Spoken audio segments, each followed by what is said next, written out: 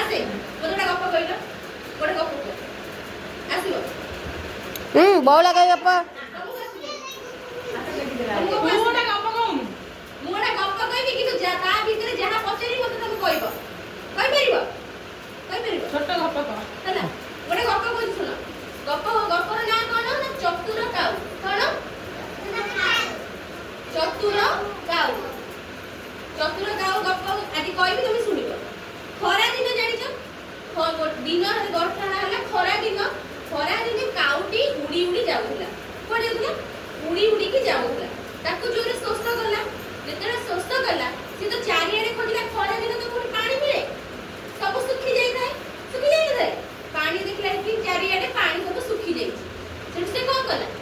ତାକୁ ତ ଜୋର ଶୋଷ କଲାଣି ସେ କ'ଣ କରିବ ଚାରିଆଡ଼େ ଖୋଜିଲା ଚାରିଆଡ଼େ ବୁଲିଲା କିନ୍ତୁ ପାଣି ପାଇଲା ନାହିଁ କୋଉଠି ହେଲେ ପାଣି ପାଇଲା ନାହିଁ ସେଠୁ ସେ କ'ଣ କଲା ତାକୁ ତ ଜୋର ଶୋଷ କରୁଛି ସେ କ'ଣ କରିବ ସେ କ'ଣ କଲା ନା ତା ମୁଣ୍ଡରେ ଗୋଟେ ବୁଦ୍ଧି ଜୁଟେଇଲା କ'ଣ ଜୁଟେଇଲା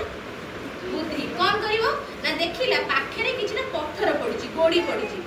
ଆଉ ଗୋଟେ ଜାଗାରେ କ'ଣ ହେଇଛି ନା ମାଠିଆରେ ପାଣି ବୋହିଛି କିନ୍ତୁ ମାଠିଆରେ ଯୋଉ ପାଣିଟା ବୋହିଛି ସେ ବହୁତ ତଳେ ଅଛି ସେଥିଲାଗି ତା ଥଣ୍ଟ ପାଇଲାନି ଉଡ଼ି ଉଡ଼ି ଆସିଲା ପାଣି ମାଠିଆ ଉପରେ ବସିଲା କିନ୍ତୁ ତା ଥଣ୍ଟ ପାଇଲା ନାହିଁ ସେ କ'ଣ କଲା ସେ ଗୋଡ଼ିକୁ ଆଣିଲା ଗୋଟା ଗୋଟା କରି ପାଣିରେ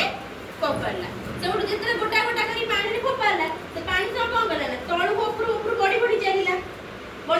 ଯେତେବେଳେ ସେ କ'ଣ କଲା ଯେତେବେଳେ ପାଣି ଉପରକୁ ବଢ଼ି ଚାଲିଲା ସେ ମାଠିଆ ଉପରେ ବସିଲା ପାଣି ତାର ପିଇ ଦେଇ ଉଡ଼ିଗଲା ତାହେଲେ କାହାର ବୁଦ୍ଧି ଥିଲା ବୋଲି ସେ ଏତେ କାମ କଲା ନା ନାଇଁ ତମର ବୁଦ୍ଧି ଅଛି କାହାର ବୁଦ୍ଧି ଅଛି ଟିକେ ହାତ ଦେଖିଲ ବୁଦ୍ଧି ଅଛି ତମର ତୋର ବୁଦ୍ଧି ନାହିଁ ତାର ବୁଦ୍ଧି ନାହିଁ ହଉ ତାଳି ମାର ସମସ୍ତେ